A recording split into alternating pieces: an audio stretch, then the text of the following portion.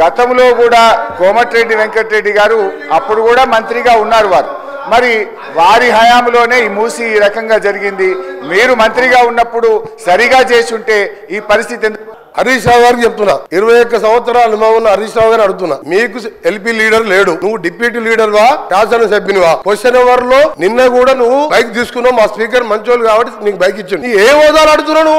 ఏ హోదాలు నువ్వు మాట్లాడుతున్నావు? నువ్వు ఏ హోదాలా గౌరవ్ సార్ ఒక నిమిషం సార్, చాలా ఇంపార్టెంట్ ఇది ఫర్ ఎవర్. తెలంగాణ ప్రజలకు తెలవాలి సార్.